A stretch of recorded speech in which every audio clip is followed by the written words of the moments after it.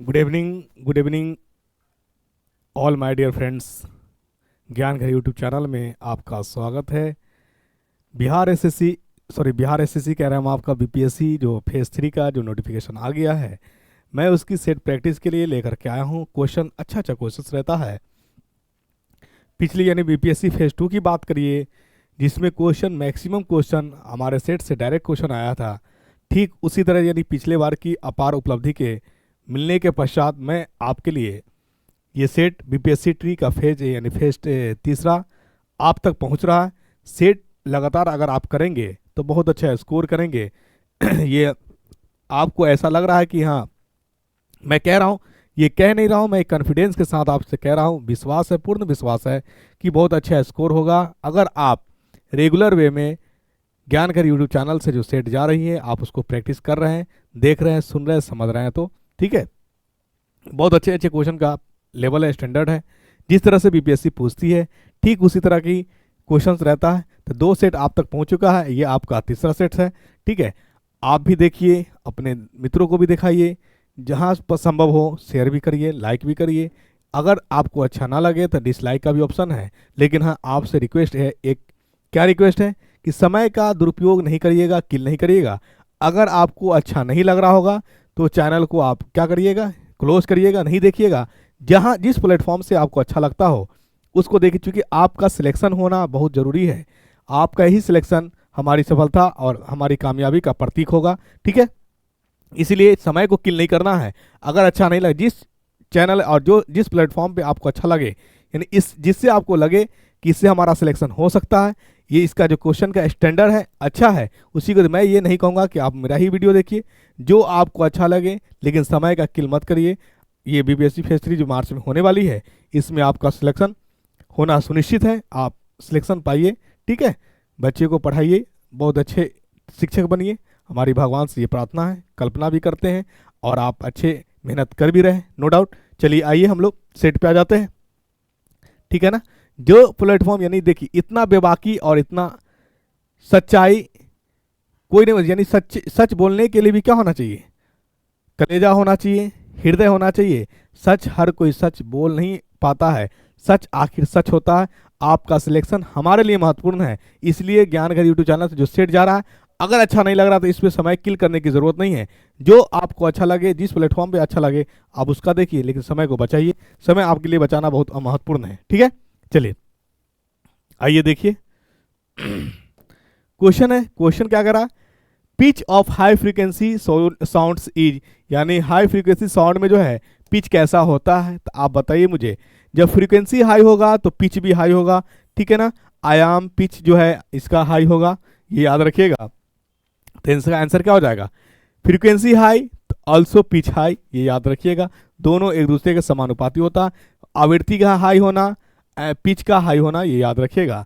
एक बात और याद रखिएगा, साउंड से संबंधित, साउंड का ऐसा मात्रक क्या होता है, साउंड का ऐसा मात्रक होता है डेसिबल, जिसको हम लोग डीबी रिप्रेजेंट करते हैं। साउंड जो होता है ये लॉन्गिट्यूडनल वेव को फ्लो करता है, क्या करता है, लॉन्गिट्यूडनल वेव, ये याद रखिएगा। ट्रांसवर्स वेव और एक होता है लॉन्गिट्यूडनल वेव, तो ये लॉन्गिट्यूडनल वेव ट्रेवल करता है, ठीक है। दूसरी बात याद रखिएगा कि साउंड जो है, साउंड का ट्रेवल करने के लिए माध्यम की जरूरत पड़ती है, मीडियम की जरूरत पड़ती है। तो ये याद रखिएगा, जिसके मीडियम की जरूरत पड़ेगी वो कहलाएगा हमारा मैकेनिकल वेव। क्या कहलाएगा, मैकेनिकल वेव, ये याद रखिएगा। ये मुख्य बातें इससे संबंधित है, ठीक। चलिए, यानी अब आपसे पूछ रहा है कि हाई फ्रीक्वेंसी में पिच जो होता है, हाई फ्रीक्वेंसी कितना, इसमें रखिएगा 885 हर्ट्ज, ठीक है ना। ये हाई फ्रीक्वेंसी, आई बात समझ में। चलिए अगला प्रश्न में आ जाते हैं हम लोग। बिहार शिक्षक भर्ती फेज तीसरा का सेट है आपके लिए, ठीक है।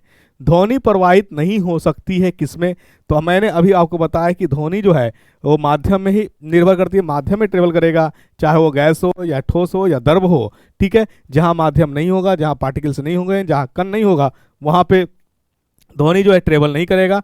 तो आप बताइए कौन किस में ट्रेवल नहीं करेगा, वैक्यूम में ट्रेवल नहीं करेगा, ये याद रखिएगा, ठीक है।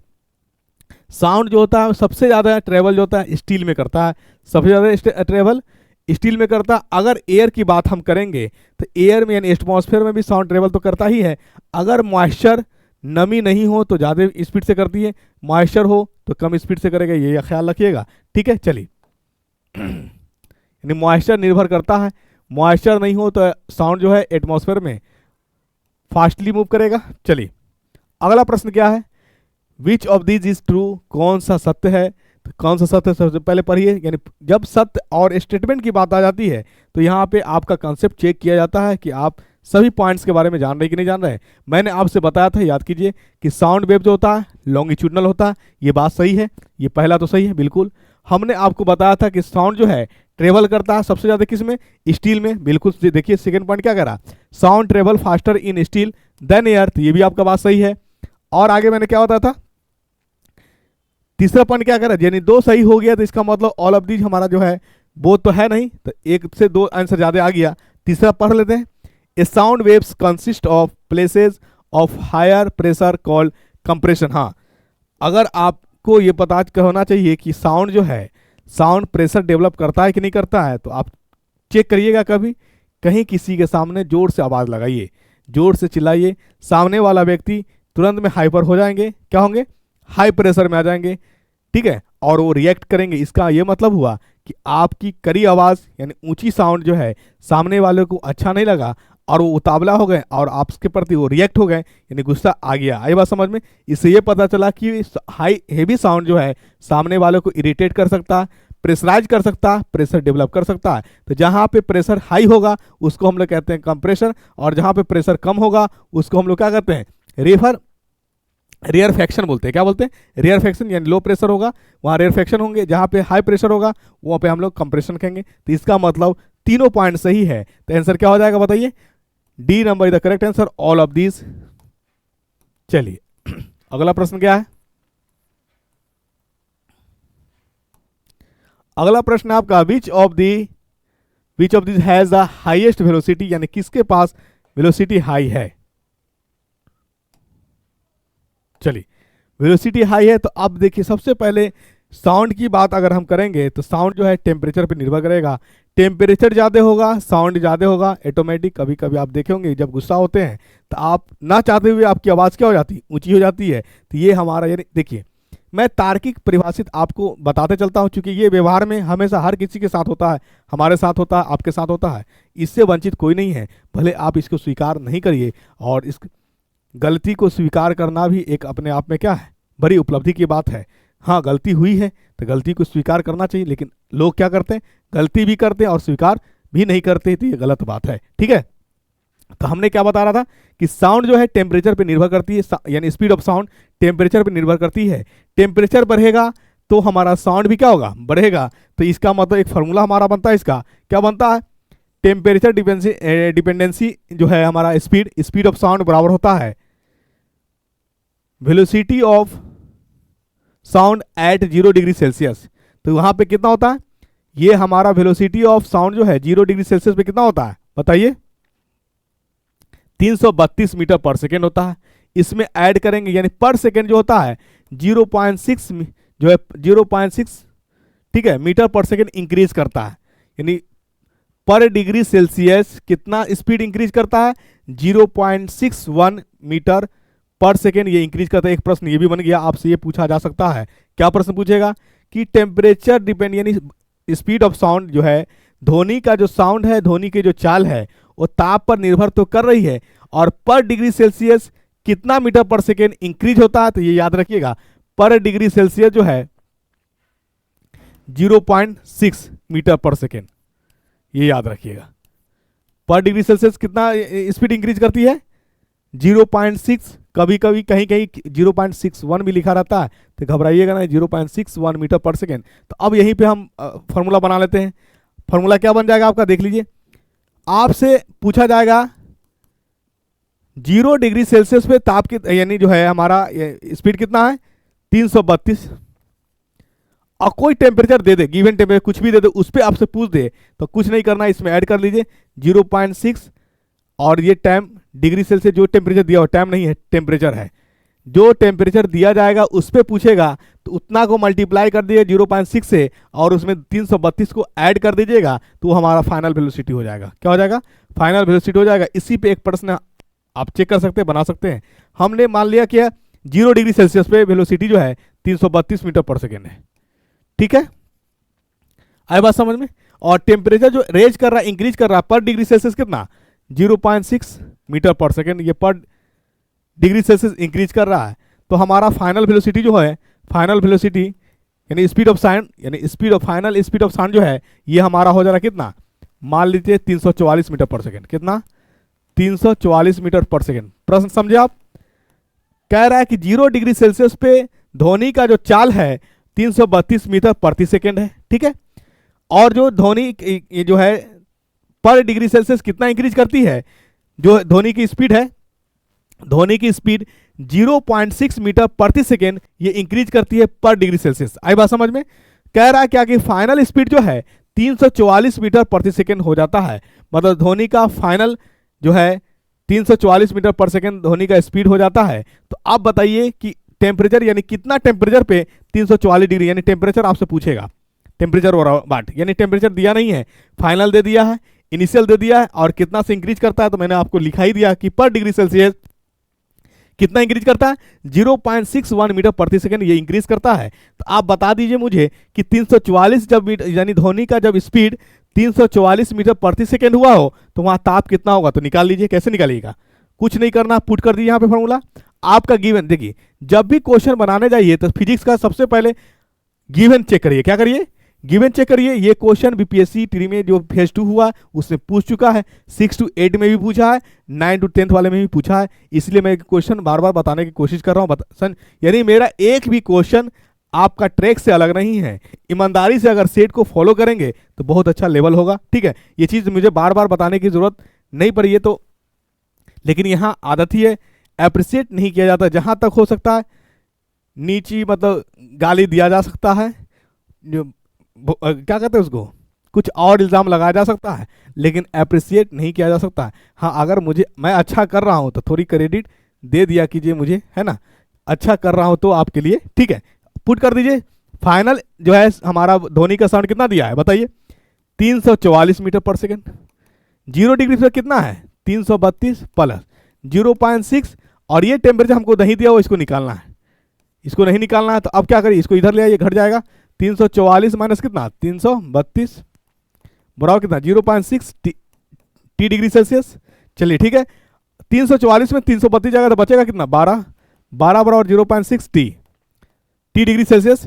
तो यहाँ से टी डिग्री सेल्सियस जो है रोक लीजिए, तो 12 ऊपर कितना हो जाएगा? 0.6, तो ये कट के हमारा कितना हो जाएगा? 20, यानी 20 डिग्री सेल्सियस पे जो है ध्वनि का साउंड जो है, सॉरी ध्वनि और साउंड तो एक ही चीज़ है, यानी ध्वनि का जो चाल है वो आपका 344 मीटर पर सेकेंड हो जाएगा 20 डिग्री सेल्सियस पे। ये इस तरह से किसी पे भी पूछा जा सकता है। तो इसका जो आंसर हो जाएगा, यानी टेम्परेचर बढ़ेगा, साउंड बढ़ेगा, तो आपका आंसर क्या हो जाएगा? C number is the correct answer. ठीक है, C number is the correct answer. आइए अगला प्रश्न में आते हैं हम लोग।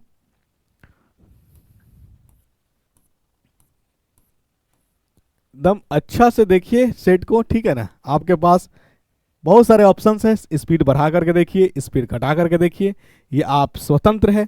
इससे आपको, यानी ये आपको इसके बारे में फुल्ली आज़ादी है।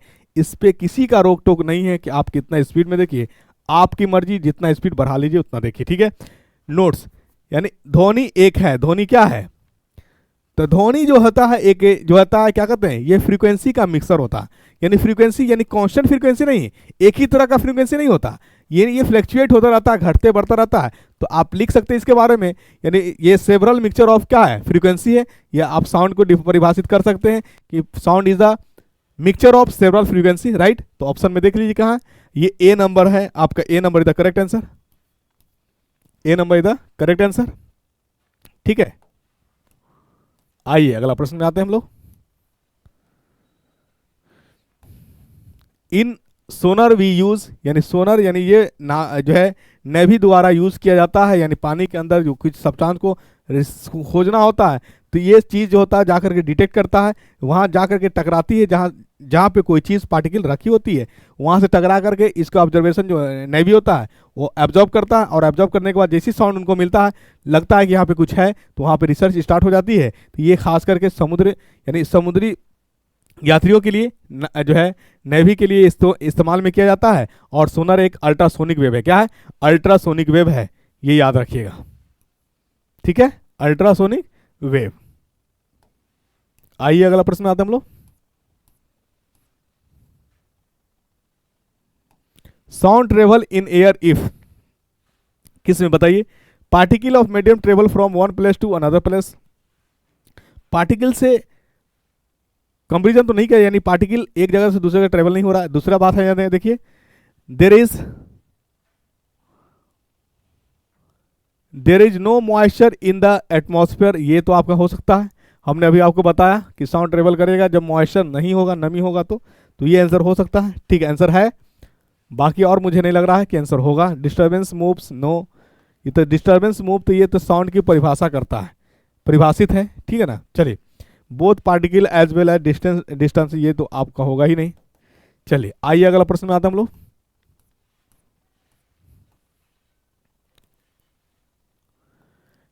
Infrasound can be heard by, यानी इंफ्रासाउंड कहने का मतलब 20 हर्ट्ज से नीचे वाले को जो साउंड सुन सकता है उसी को हम लोग इंफ्रासाउंड कहते हैं। और इसमें ऑप्शन यानी इंफ्रासाउंड वाला डॉग भी है, बैट भी है, राइनासोर भी है, ईगल भी है, लेकिन इसके कंडीशन है। राइनासोर जो है ये 5 हर्ट्ज के फ्रीक्वेंसी को सुन लेता है। ठीक है, और ये डॉग बैट जो है ये आपका 5 से 10 भी रहता है, यानी 15 ये 10 इसके साउंड को सुनता है, यानी मिनिमम जो है 10 से 15 तक ही मानिए इसको, यानी डॉग की और बैट की। ठीक है, राइनासोर एक ऐसा जो है आपका एग्जांपल है जो आपका 5 हर्ट्ज की फ्रीक्वेंसी को सुन रहा है। तो आंसर क्या हो जाएगा इसका, बताइए? राइनासोर इज द करेक्ट आंसर। ठीक है, आइए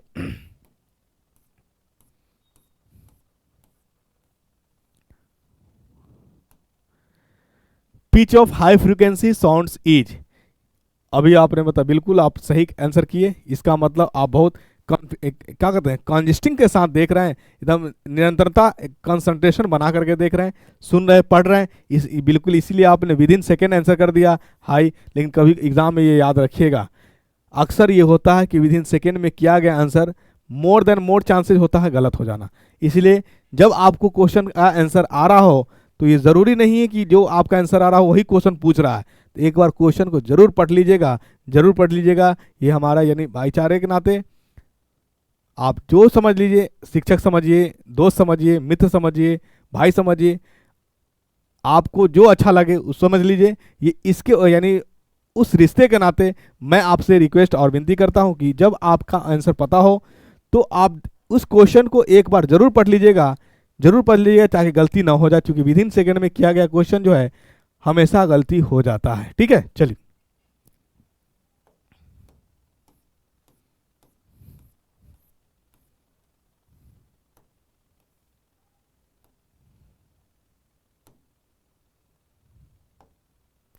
चलिए प्रश्न आइए।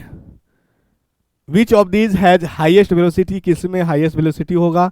तो आप देखिए साउंड, अब ये क्वेश्चन बिल्कुल आपने सही कहा, answer C number the correct answer होगा। आइए अगला प्रश्न में आते हैं हम लोग।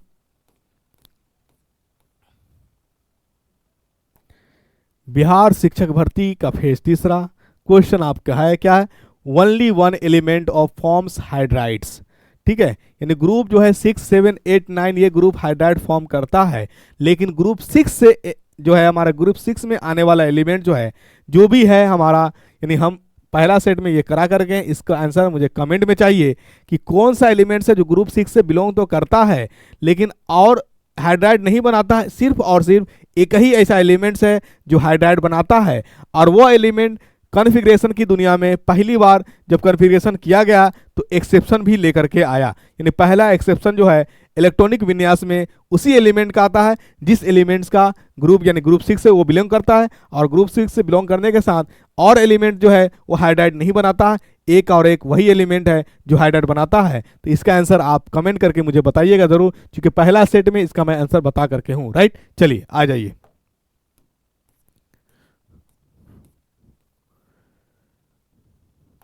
The principle involve in paper chromatography is, बिल्कुल इसका तो आंसर ही दिया हुआ, यानी ये जो सिद्धांत है यानी पेपर क्रोमेटोग्राफी पे जो शामिल सिद्धांत है उसको हम लोग पार्टीशन कहते हैं। क्या कहते हैं? पार्टीशन कहते हैं। ये the correct answer.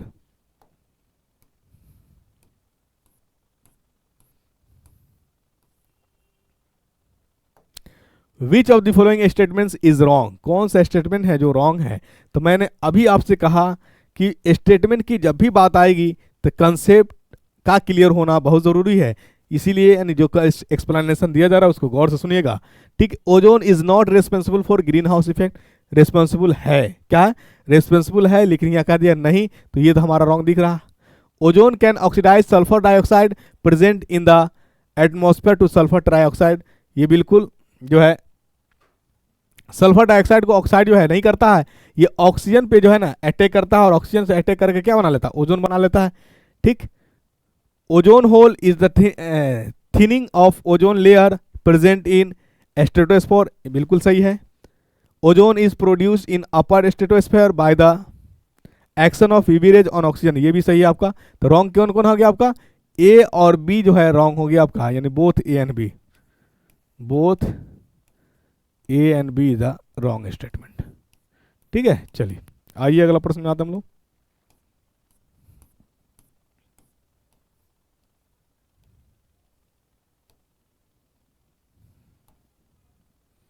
Which of the following gases is not a green house effect, green house gas कौन नहीं है? बिल्कुल CO कार्बन मोनोऑक्साइड नहीं है, ये न्यूट्रल ऑक्साइड भी है, न्यूट्रल ऑक्साइड कार्बन मोनोऑक्साइड को न्यूट्रल ऑक्साइड भी कहते हैं। ठीक, आपका ओजोन बनाता है, ये ग्रीन हाउस गैस है, CH4 मेथेन है, वाटर वेपर है, इसी में साथ कार्बन डाइऑक्साइड ले लीजिए, ये है नाइट्रोजन डाइऑक्साइड ले लीजिए NO2, ये है, ये आपका ग्रीन हाउस गैस इफेक्ट है, बाकी आपका कार्बन मोनोऑक्साइड नहीं है, ये याद रखिएगा। ठीक है, चलिए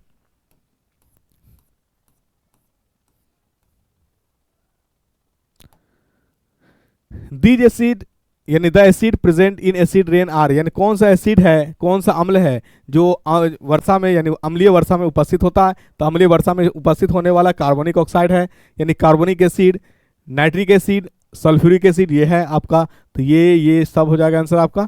ठीक है, BCD परऑक्सी एसिटाइल नाइट्रेट ये नहीं होता है। ठीक है, चलिए ये याद रखिएगा। और कार्बोनिक एसिड जो है इसको सॉफ्ट ड्रिंक में भी इस्तेमाल किया जाता है। कहाँ? सॉफ्ट ड्रिंक कहने का मतलब जो आप कोल्ड ड्रिंक्स पीते हैं उसी को सॉफ्ट ड्रिंक कहा जाता है, सॉफ्ट ड्रिंक में इस्तेमाल किया जाता है कार्बोनिक एसिड को। ठीक है, चलिए यहीं पे बात कर ले हम लोग नाइट्रिक एसिड की, तो क्वीन ऑफ केमिकल कहा जाता है। क्या कहा जाता है? क्वीन ऑफ केमिकल कहा जाता है। और वहीं पे हम बात कर ले सल्फ्यूरिक एसिड की, तो इसको कहा जाता है किंग ऑफ केमिकल। क्या कहा जाता? King of chemical. Sulphuric acid को किंग ऑफ केमिकल कहा जाता है, ये याद रखिएगा। और इसी का यूज किया जाता है सेल में, कहाँ? बैटरी वगैरह में जो फिल किया जाता है सल्फ्यूरिक एसिड भी बहुत हार्ड होता है। ठीक है, चलिए यहीं पे अगर बात कर लेते हैं एक्वारेजिया की बात कर लेते हैं, तो एक्वारेजिया जो है HCl और नाइट्रिक एसिड का मिक्सचर होता है। रेशियो कितना? 3:1, यानी HCl का मात्रा कितना? 3 और नाइट्रिक एसिड का मात्रा 1, ये रेशियो है। ठीक है, चलिए आइए अगला प्रश्न आता है हम लोग।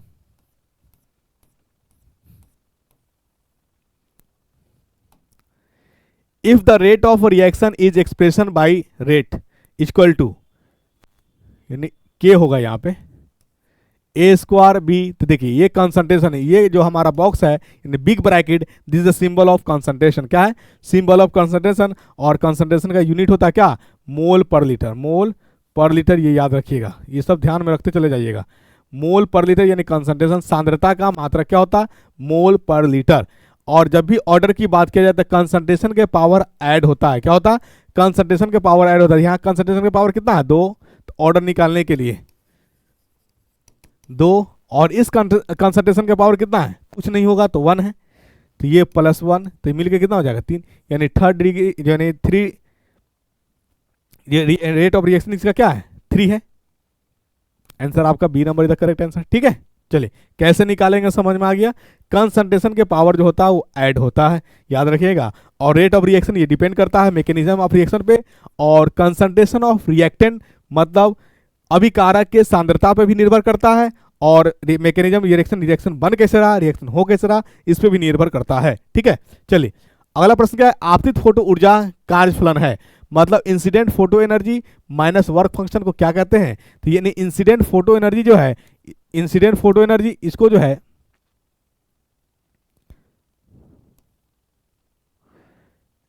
इसको हम लोग इंसिडेंट फोटो एनर्जी को हम लोग एच म्यू कहते हैं, और वर्क फंक्शन को हम लोग फाई कहते हैं। और फाई का फॉर्मूला होता है, लिख लीजिए यहाँ पे, H mu minus work function को हम लोग कहते हैं एच म्यू नॉट। ठीक है, ये हमारा देता है मैक्सिमम काइनेटिक एनर्जी। क्या देता है? काइनेटिक एनर्जी मैक्सिमम, ये याद रखिएगा, maximum kinetic energy.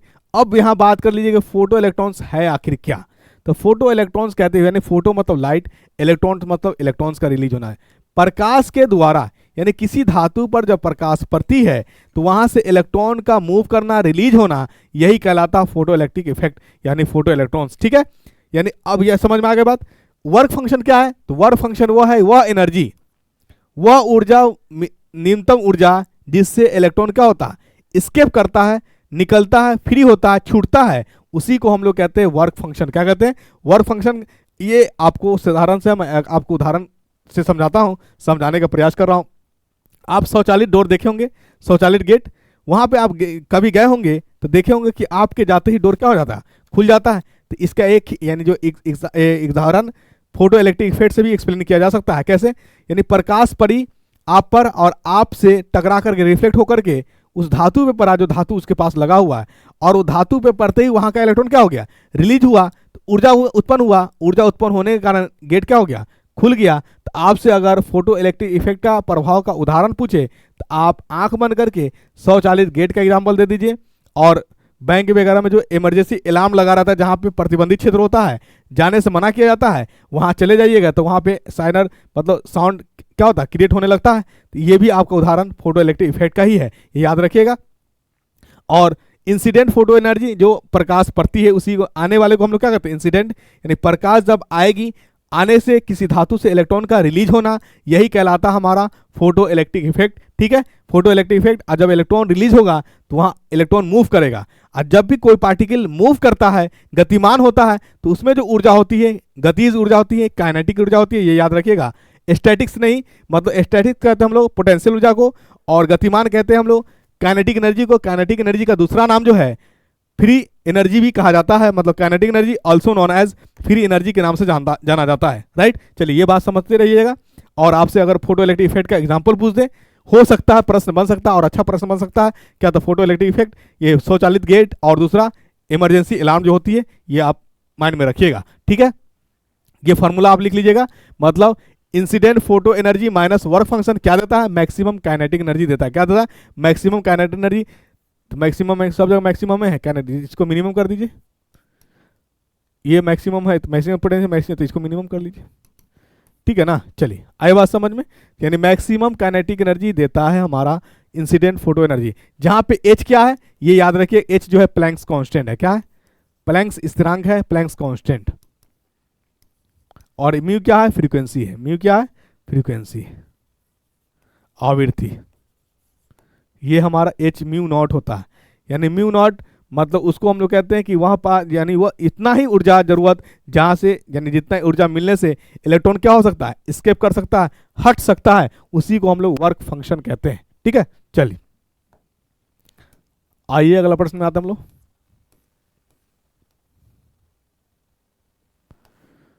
Hypothalamus located in, hypothalamus जो है ये ब्रेन के पार्ट्स, यानी 4 ब्रेन, दो आपने ब्रेन का 3 पार्ट्स पढ़ा होगा, अग्र मस्तिष्क, मध्य मस्तिष्क और पश्चिम मस्तिष्क। अग्र मस्तिष्क को हम लोग 4 ब्रेन कहते हैं, उसका 2 पार्ट होता था। क्या होता था? 4 ब्रेन का 2 पार्ट्स कौन कौन? सेरिबेलम, सेरिब्रम और डायंसिफिलोन, डायंसिफिलोन। ठीक है, ये इसके 2 होते थे टॉप, एक टॉप और एक बेस। टॉप वाला पार्ट से जो है अटैच रहता था थाइमस, क्या? थाइमस। और बेस से जो अटैच होता था उसको हम लोग कहते हैं हाइपोथैलेमस, हाइपोथैलेमस। जो भी टेम्परेचर हो गया, इमोशनल हो गया, इमोशनली मतलब बायोलॉजिकल एक्टिविटीज, ये सब को कंट्रोल करने वाला हमारा हाइपोथैलेमस ही है। ये हाइपोथैलेमस ब्रेन में क्या पार्ट्स होता है? न्यूरॉन से अटैच होता है, और वहाँ इसका जो अटैचमेंट होता है 4 ब्रेन से, 4 ब्रेन के किस पार्ट से? 4 ब्रेन के डायंसिफिलोन से डायंसिफिलोन के बेस में ये प्रेजेंट होता है, ये याद रखिएगा, बेस ऑफ द डायंसिफिलोन। ठीक है, ये एक हार्मोन भी सिक्रीट करता है, उस हार्मोन का नाम है GnRH। GnRH ये जो है सेक्सुअली एक्टिविटीज को डेवलप करता है। ठीक है ना, तो यानी ये याद रखिएगा, अगर आपसे पूछा जा सकता प्रश्न कि GnRH ये जो हार्मोन है कौन सिक्रीट करता है, तो ये हार्मोन जो है सिक्रीट करने वाला हाइपोथैलेमस है। अब आपसे पूछा जा सकता है कि ये स्टेरॉयड हार्मोन होगा या नॉन स्टेरॉयड हार्मोन होगा, तो मैंने आपको बताया था कि वह हार्मोन जो सेक्सुअली एक्टिविटीज में एक्टिव होता है वो हमारा स्टेरॉयड हार्मोन होता है। क्या होता है? स्टेरॉयड हार्मोन होता है। ठीक है ना, स्टेरॉयड। और अनदर वे में स्टेरॉयड हार्मोन को हम लोग फैट सोलेबल भी कहते हैं। क्या कहते हैं? फैट सोलेबल भी कहते हैं। यहीं पे आपसे अगर पूछ दिया जाए प्रोलैक्टिन, इंसुलिन, ग्लूकागन, क्या ये स्टेरॉयड हार्मोन है, तो ये सब स्टेरॉयड हार्मोन नहीं है। टेस्टोस्टेरोन, प्रोजेस्टेरोन, एस्ट्रोजन और आपका ग्लूकोकोर्टिकॉइड्स यानी कोर्टिसोल कह लीजिए, एंड्रोसोल, ये सब आपका जो है ये सब हार्मोन स्टेरॉयड हार्मोन्स है। राइट, चलिए, यानी देखिए, अगर आप देख रहे हैं ईमानदारी पूर्वक तो सिर्फ क्वेश्चन पे नहीं जाइए, एक्सप्लेनेशन पे भी गौर कीजिएगा। मैं आपके लिए बहुत मेहनत करता हूं और मैं दिन रात ये प्रयासरत रहता हूं कि आपका सिलेक्शन हो जाए, और आपका सिलेक्शन ही हमारा सबसे पहला दायित्व है, कर्तव्य है, हमारा बनता है। यानी मैं देखिए, ईमानदारी में जितना जो क्वेश्चन पूछने का जो स्टैंडर्ड है मैं वहां तक तो लेकर के जा रहा हूँ, डेप्थ में ही लेकर के जा रहा हूँ, लेकिन अब डिपेंड करता है कि आप कितने सारधा के साथ, कितने ईमानदारी के साथ वीडियो को देख रहे हैं या इग्नोरेंस की कहानी करते हैं। तो एक हम आपको बता दें, एक इग्नोरेंस की कहानी थोड़ी सी, यानी 2 मिनट आपको लेंगे, थोड़ी मोटिवेशन भी जरूरी है। क्या इग्नोरेंस की कहानी है कि एक विद्यार्थी होता है, गुरुजी के पास जाता है, गुरुजी से कहता है कि गुरुजी मुझे बड़ा आदमी बनना है, और वो गुरुजी के पास पावर होता है, मतलब भगवान की तरफ से वो पावर होता है कि जिस पे हाथ फेर दे वो क्या हो जाए, बड़ा हो जाए। इस तरह के अवतार गुजरे हैं धरती से, ऐसा नहीं कि नहीं गुजरे हैं। तो हुआ क्या, तो उन्होंने बोला कि तुम मेहनत करो, ऐसे थोड़ी सफलता है कि यानी ऐसे कुछ थोड़ी है कि तुमको दे दे और मिल जाएगा, तुम मेहनत करो। तो क्या होगा कि गुरुजी एक बार तालाब में नहा रहे थे, तो वो विद्यार्थी क्या होगा कि तालाब में पहुंच गया और गुरुजी के पूरा पकड़ करके छान लिया। क्या बोला कि अब गुरुजी हमको जो है बड़ा कर दीजिए, नहीं तो हम लोग जो हम आपको इसी में डुबो देंगे। अब गला तक पूरा डुबो हुए थे। उसके बाद गुरुजी बोले कि धैर्य रखो, धैर्य रखो, चलो तुमको बड़ा बनने का नुस्खा जो है बताते हैं, टिप्स बताते हैं। गुरुजी लेकर के आए और गुरुजी बताया कि फला नदी के किनारे कुछ स्टोन्स यानी गिट्टियां हैं, ठीक है, उसी में यानी पूरे गिट्टी यानी ग्रुप है, समूह है, उसी गिट्टी में, जो गिट्टी मतलब कंकरिया, जो आप पत्थर की बात करते हो, उसी में एक ऐसा है जिसको आप पकड़ लोगे तो आप बड़ा बन जाओगे। और तो विद्यार्थी बोला कि आखिर मुझे पता कैसे चलेगा कि यही पत्थर है? तो गुरुजी बताया कि उस पत्थर का खास बात ये होगा कि वो थोड़ा, सब पत्थर के मुताबिक वो पत्थर जो होगा, जो थोड़ा गर्म होगा और थोड़ा क्या होगा, चिकनापन होगा, गर्म होगा। ठीक, तो गया, अब गुरुजी की बात माना, विद्यार्थी गया सही देखा तालाब के किनारे जो है गिट्टी का अंबार लगा हुआ, उसी गिट्टी में से जो है, गिट्टी कह लीजिए, पत्थर कह लीजिए, वो उठाता और फेंकता, यानी फील करता, उठाता फेंकता। बहुत सारा गिट्टी था उसमें, बहुत सारा पत्थर था। देखिए यहाँ पे आप गौर करिएगा, तो उठाया महसूस नहीं हुआ, दूसरा उठाया महसूस नहीं हुआ, तो उसके कारण अब क्या हुआ कि वो जल्दीबाजी करना शुरू कर दे, उठा रहा फेंक रहा, जो पहला यानी जो है गिट्टी उठाया और फील किया तो कुछ महसूस हुआ, पता चला कि अभी ऐसा कुछ टेम्परेचर नहीं आया, लेकिन वो इग्नोरेंस करते चला गया, यानी गिट्टी उठाया और फेंका, गिट्टी उठाया और फेंका। एक ऐसा गिट्टी उसको हाथ जरूर लगा जो सब गिट्टी के रेस्पेक्ट में वो गिट्टी क्या था, गर्म भी था, और जब गर्म था तो सॉफ्टनेस, लेकिन यहाँ आदत क्या थी, लेना और फेंकना, लेना और फेंकना, मतलब टाइम नहीं लगाना, इंस्टेंट काम करना। तो इस कारण क्या हुआ कि वो गिट्टी मिला और क्या हो गया, तालाब में फेंका गया। अब वहाँ पे विद्यार्थी क्या, जरूरत कतार परेशान हो गया, दौड़े दौड़े गया गुरुजी के पास कि गुरुजी अनंत हो गया, क्या हुआ? तो हाँ, गिट्टी तो मिला था, मुझे महसूस भी हुआ, लेकिन मैं उसको फिर पानी में फेंक दिया। तो वही गुरुजी बताए कि अब कोई शॉर्टकट तरीका नहीं है बड़ा होने का, यानी तुम्हारे अंदर इतना भी पेशेंस नहीं रहा, बर्दाश्त करने की क्षमता, जो तुम रोक सके और उसको एब्जॉर्ब कर सके। तो यही चीज़ कहानी है, यानी किसी भी सफलता का राज शॉर्टकट तरीका नहीं होता है, पहले जुझारू रूप से उसमें मजना होता है, प्रैक्टिस करना होता है और अभ्यास करना होता है। इंस्टेंट की अगर बात करेंगे कि इंस्टेंट सफलता होगी, तो ये असंभव तो नहीं कहा जा सकता है, यानी संभव पॉसिबिलिटीज़ तो है ही, लेकिन हर किसी के पास पाले में ये चीज़ नहीं आता है। वो भगवान के लिए है ना, बहुत न्यारे और प्यारे होते हैं, जिस पे भगवान का बहुत बड़ा प्रकोप होता है, यानी पूरा एकदम आशीर्वाद डेटा होता है कि तुम मत पढ़ो, कामयाब हो जाओ। तो 100 में एक आग ऐसा होता है जिसका जो तुक्का मारेगा वो सही हो जाएगा, अकर बकर बम्बे बोल। और बहुत सारे विद्यार्थी पढ़ लिख करके जाते हैं, और अगर मान ली कि क्वेश्चन बनाए, कुछ ऐसा क्वेश्चन आ गया जो नहीं बन पा रहा, एलिमिनेट भी करता है, तो एलिमिनेट करके अगर बनाता भी है तो गलत हो जाता है। लेकिन वही जो पढ़े हुआ नहीं रहता वो जिसको भी मारता सही हो जाता है। तो ये आप तुक्का नहीं मारिएगा, तुक्का मारने से बचिएगा। भले नेगेटिव मार्किंग नहीं है, लेकिन ये आपका, ठीक है, अगर आपके अंदर इस तरह की भावनाएं रहेगी तो आप किसी को भी बताएंगे तो इसी तरह की प्रवृत्ति बताएंगे, तो इसके कारण हो सकता है एग्जाम में जो नेगेटिविटी आ जाए, नेगेटिव आ जाए, तो असफल होने की चांसेस बढ़ जाता है। इसीलिए एक कहानी हम आपको बताएं कि मिलता भी हर एक किसी को मौका मिलता है अच्छा करने का, डेवलप करने का, लेकिन वो कंसिस्टेंसी और क्या कहते हैं कंसंट्रेशन और अपने आप को चेयरफुल नहीं कर पाता है, रोक नहीं पाता है, जिसके कारण वो सफल की घड़ी हाथ से पिछल जाती है। तो आपसे हमारा रिक्वेस्ट रहेगा कि आपको जो अच्छा लगे उसको थोड़ा देखिए, संभलिए, यानी समझ करके बनाइए। और जिस तरह की क्वेश्चन मैंने यानी क्वेश्चन पूछने की संभावना है, पॉसिबिलिटीज़ है, मैं हर एक पॉइंट को डिस्कस नॉक करते हुए चलता हूं। ठीक है, आइए अगला प्रश्न में।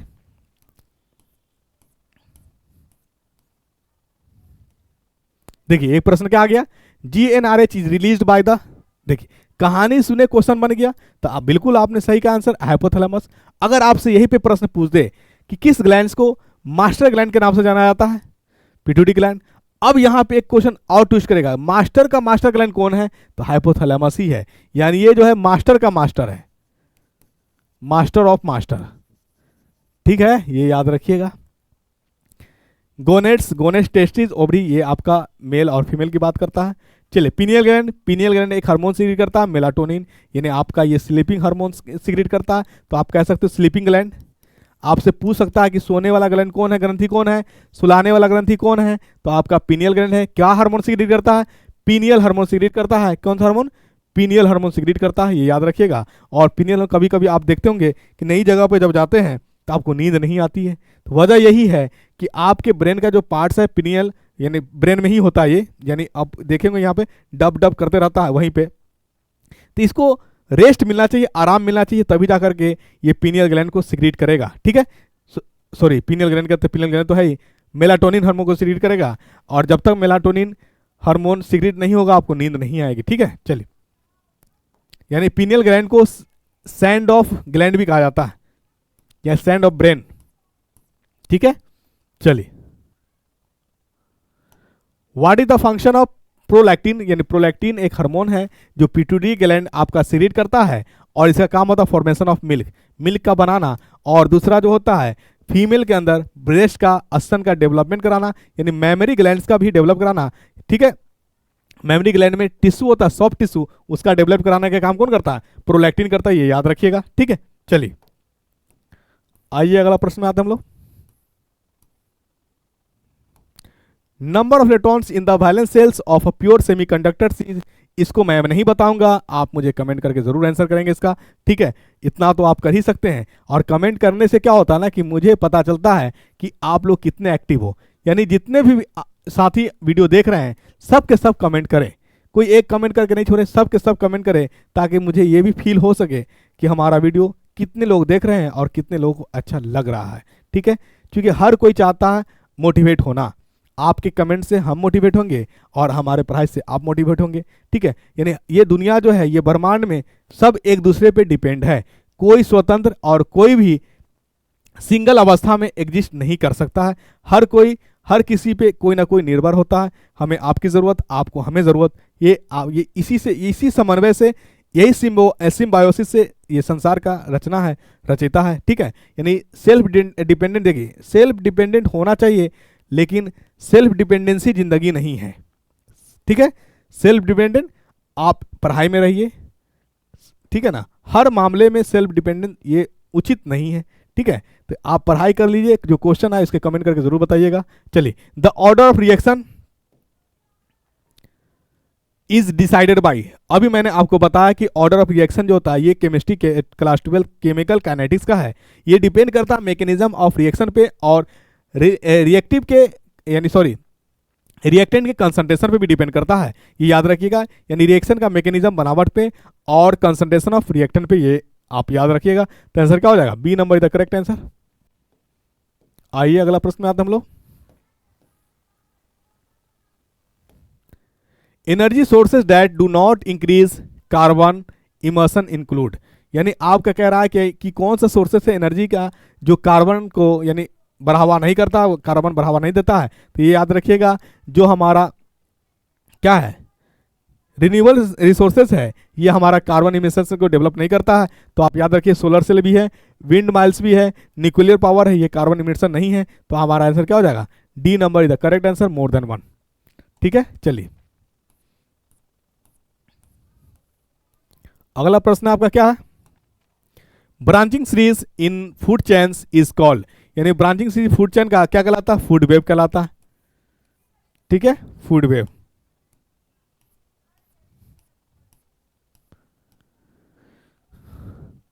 Dash are present in the first trophic level in the food chain, यानी फूड चेन जो है हमारे पास इन पहला ट्रॉफिक जो कहाँ आते हैं, जो ऑटोट्रॉप्स होता है, जो प्रोड्यूसर होता है, उसी को हम लोग फर्स्ट ट्रॉफिक लेवल कहते हैं। यानी हमारा प्लांट जो है फर्स्ट ट्रॉफिक लेवल हो गया, प्लांट्स को जो कंज्यूम करेगा वो सेकेंड ट्रॉफिक लेवल हो जाएगा, और प्लांट को कंज्यूम करने वाला को जो कंज्यूम करेगा वो हमारा थर्ड ट्रॉफिक लेवल हो जाएगा। ये याद रखिएगा, यानी प्रोड्यूसर जो होता है वो हमारा फर्स्ट ट्रॉफिक लेवल होता है, यानी ऑटोट्रॉप्स जो है हमारा आपका क्या हो जाएगा? First trophic level. ऑटोट्रॉप्स कहिए या प्रोड्यूसर कहिए, प्लांट्स, प्लांट्स हमारा फर्स्ट क्या है? Trophic level.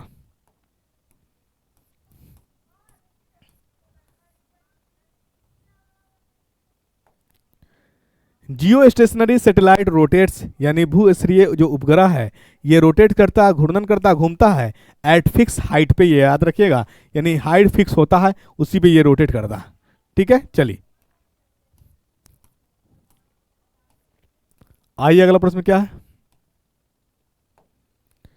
During thunderstorm it is safer to, यानी जब ठंड का गरजती है बादल के, यानी जब बारिश होती है तो उस समय में तो आप कहाँ पे जाना सुरक्षित फील करेंगे? तो जो छायादार एरिया होगा, जहाँ पे प्लांट की साइज छोटी होगी, वहाँ पे आप ज़्यादा सेफ महसूस करेंगे। तो आंसर क्या हो जाएगा आपका? B number is the take shelter under short tree. ठीक है, चलिए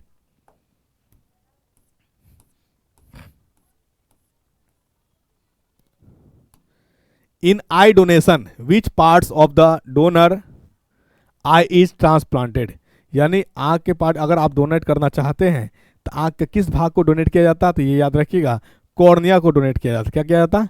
कॉर्निया को। मृत्यु से कितना देर बाद? तो आप याद रखिएगा 6 से 7 घंटा में इसको डोनेट कर देना चाहिए।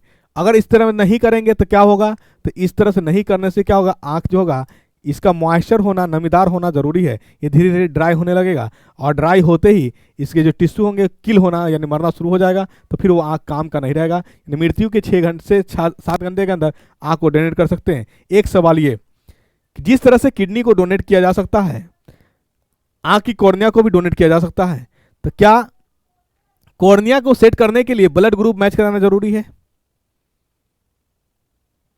नहीं, ये याद रखिए, बिल्कुल सही। यानी आंख जब डोनेट होगा तो इसका ब्लड ग्रुप से कोई तालमेल नहीं है, कोई रिश्ता नाता नहीं है। यही किडनी की बात करेंगे तो किडनी का ब्लड ग्रुप मैच होना बहुत ज़रूरी है।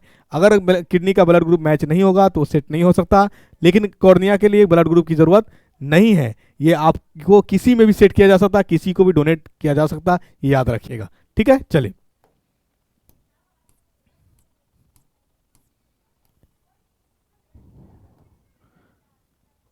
What is the name of a short duration wave?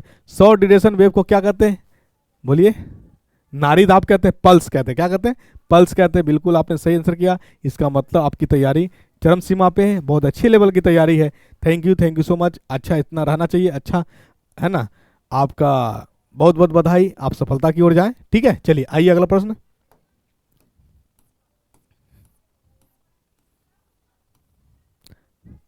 The layer of atmosphere having lowest temperature is, यानी लेयर ऑफ एटमॉस्फेयर का कहाँ पे, जहाँ पे लोएस्ट टेम्परेचर होता है, तो ये याद रखिएगा मीजोस्फेयर -273 डिग्री सेल्सियस होता है। ठीक है ना, सबसे हॉट कोल्ड एरिया होता है मीजोस्फेयर। क्या होता है? मीजोस्फेयर। तो आपका यानी बिहार शिक्षक भर्ती का फेज तीसरा का क्वेश्चन सेट होता है आज कंप्लीट, ठीक है। 30 क्वेश्चन का कंप्लीट सेट रहता है आपके पास। लगातार आप सेट प्रैक्टिस करिए, आपके लिए बहुत अच्छा अच्छा क्वेश्चन का सिलेक्शन रहता है और बहुत अच्छा अच्छा क्वेश्चन लेकर के भी आते हैं और हम पूरी कोशिश करते हैं कि अच्छा से एक्सप्लेन भी करें। अगर किसी भी प्रकार की कोई किंतु परंतु या किसी तरह की भूल चूक है इसमें तो मुझे कमेंट करके ज़रूर बताएंगे, क्योंकि हर व्यक्ति सीखता है और आई एम बेस्ट लर्नर। मैं सीखने पे बहुत विश्वास करता हूँ और मैं बहुत अच्छा सीखता भी हूँ, ठीक है ना, और सीखने पे विश्वास रखता हूँ। इसलिए आप मुझे कमेंट करके जब बताएंगे तो आभार आपका प्रकट होगा, क्यों आप मुझे सीखने में सहयोग करेंगे, ठीक है। तो ज्ञान घर यूट्यूब चैनल से लगातार बने रहे, बहुत अच्छा स्कोर होगा और सिलेक्शन भी पाएंगे। बहुत सारे विद्यार्थी और बहुत सारे साथी सिलेक्ट हुए भी हैं। हमने फेज़ 2 का ही सेट लेकर के आया था, ठीक है ना। और फेज़ 2 में सेट साइंस की अगर बात करेंगे 9th के लिए 80 क्वेश्चन पूछी थी, जिसमें से 45 प्लस क्वेश्चन डायरेक्ट हमारे नोट से था, यानी नोट्स नहीं कहेंगे, सेट से था। और 6 to 8 की बात करेंगे तो 40 क्वेश्चन, 25 क्वेश्चन यानी 22-23 क्वेश्चन जो है डायरेक्ट सेट से था। और वहीं पे बात करेंगे सिर्फ और सिर्फ हमने 1 to 5 के लिए बहुत रिक्वेस्ट के बाद एक ही सेट बनाया था और उस एक सेट में जो क्वेश्चन पूछी थी 20 में से 11 क्वेश्चन डायरेक्ट सेट से था। यानी इतना कारगर सेट होता है कि आप बिलीव नहीं करेंगे, यकीन नहीं करेंगे। सारी वीडियो सारा सेट्स यूट्यूब पे पड़ा हुआ है, आप चाहें तो उसे रिपीट करके देख सकते हैं। और मैं प्रीवियस ईयर का जो भी क्वेश्चन पूछा हुआ है वो सब को लेकर के आऊँगा। पहले आपको थोड़ा बेस दे दूं और उसके बाद उसको लेकर के आऊँगा। एक एक क्वेश्चन का मैं एक्सप्लेन करूंगा, एक एक ऑप्शन का भी एक्सप्लेन करूंगा। आप ज्ञान घर यूट्यूब चैनल से बने रहें और अच्छा लगे तो लाइक भी करें, शेयर भी करें, कमेंट भी करें। Thank you so much.